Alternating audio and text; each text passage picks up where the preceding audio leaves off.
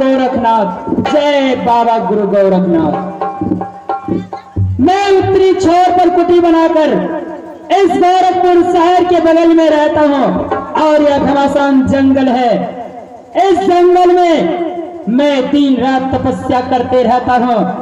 मेरे चरणों की दास 700 मिर्गनी में एक मिर्गा भी है जो बार बार नित्य सुबह मेरे चरणों में आकर के सभी जानवर इंसान नित के नाते आशीर्वाद लेने के लिए आता है। लेकिन आज सुबह से मैं क्या देख रहा हूँ कि कुटी पर एक भी जानवर नहीं आया है, क्योंकि मैं असमंजस में हूँ कि अभी तक ना तो कोई मिर्ग नहीं आया है, ना ही एक मिर्गा है आज तक मेरे कदमों में क्यों नहीं आया। इसलिए मैं कुटी पर धुनी को रमाऊंगा और ध्यान अभ्यास करके देखूंगा आखिर बात क्या है, जंगल में इतना देर क्यों लगा रहा है। अब मैं धुनी को रमा रहा हूं और गुरु के नाम को अलग को जगाऊंगा।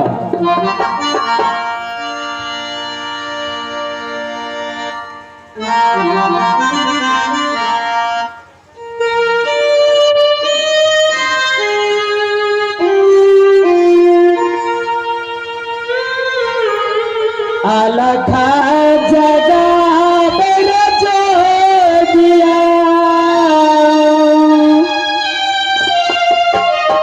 हाय अपना रे को गिर जोगिया, हाय तुया बाया ना कर जाता बने। अलखा जगा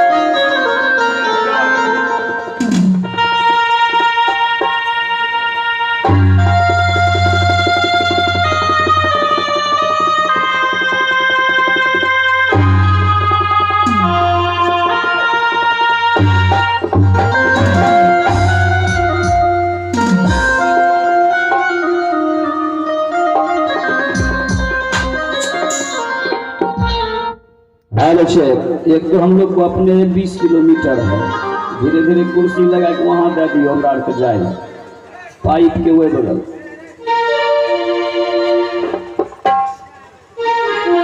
सुविधा का न जाने चलते चलते मैं नगर सीमान में घूमते घूमते परेशान हो चुका हूं, लेकिन मुझे गुरु गोरखनाथ की कुटी कहाँ है ये मुझे मालूम नहीं। देखता हूं ये एक बाबा ध्यान मुद्रा में बैठे हुए हैं। ये बाबा मुझे गुरु गोरखनाथ के बारे में जरूर बताएंगे, इसलिए मैं इसी बाबा से पूछता हूं। होता सुनामा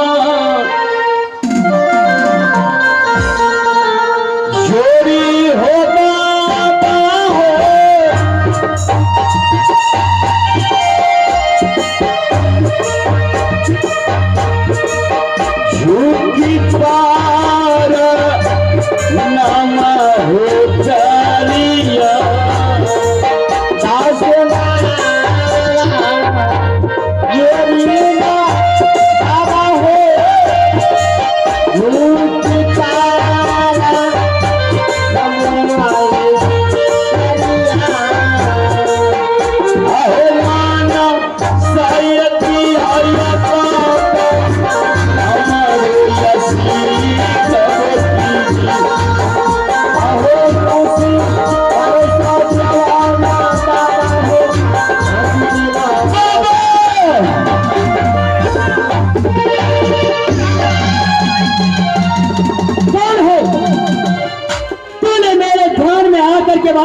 किया क्यों?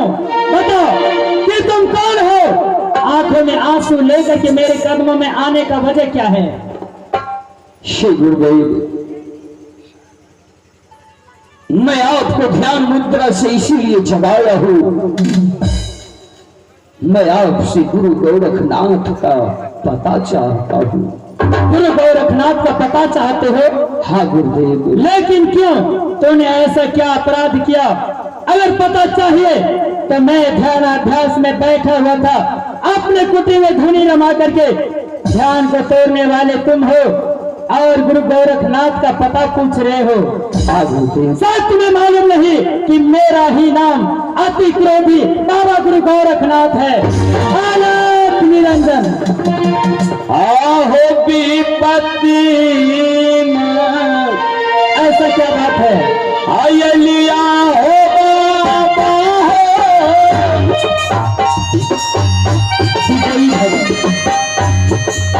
जोहारो अच्छा राना हो बाबा हो।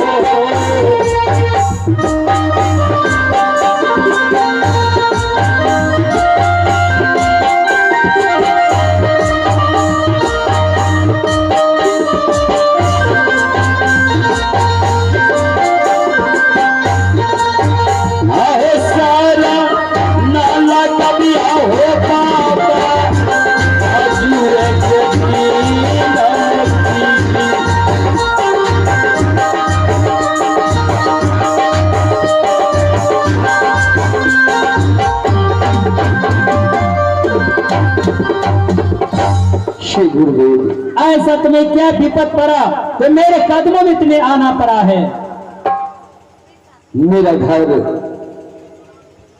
नगर गुजरात है और मेरे पिताश्री का नाम राजा तिलक चंद्र सिंह, मेरा नाम राजा गोपी चंद्र है। गुरुदेव, अपने मार्ग से आज्ञा लेकर के मैं शिकार खेलने के लिए जंगल में आया था। जंगल में मैं एक मिर्गा को मार दिया। मैं इस बात को नहीं जानता था कि वह मिर्गा 700 मृगनयनी में एक ही मिर्गा है। ये क्या तुम बता रहे हो? और वही 700 मृगनयनी ने मुझे श्राप दिया है गुरुदेव, जिस श्राप से मुक्ति के लिए मैं आपकी शरण में आया हूँ। एक राजा होकर के जानवरों पर प्रहार किया और तुम्हें अपने काम का शिकार बना लिया। शायद तुम्हें मालूम नहीं है, 700 मृगनी के तरफने के बाद तुम्हें श्राप लग गया है और इसका मार्ग तुम्हें अपनाने में बहुत कष्ट होगा। बहुत बड़ी अपराध किया है तुमने। 700 मृगनी को विधवा बना करके अपने आप को एक राजशाही पोशाक पहनने वाले राजन कहलाते हो। आज एक हत्यारा निकल गया है और इसका प्रायश्चित तुम्हें लगेगा। श्राप से तो ऐसे मुक्ति नहीं हो सकता, क्योंकि मृगनयनी एक अबला नारी के समान होती है। उसके श्राप से तुम वंचित नहीं हो। इसका युक्ति मैं अवश्य बता सकता हूँ, लेकिन बहुत कष्ट होने के बाद तुम्हें मुक्ति मिलेगी। जय हो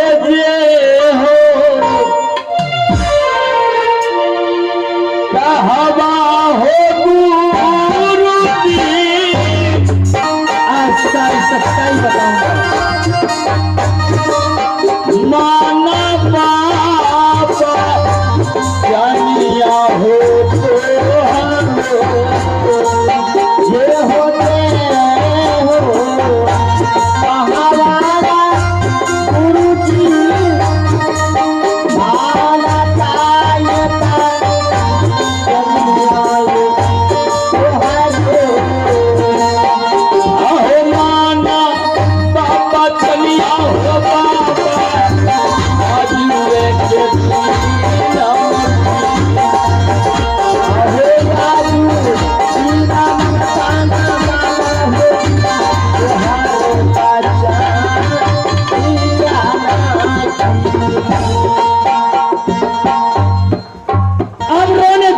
कुछ नहीं होगा।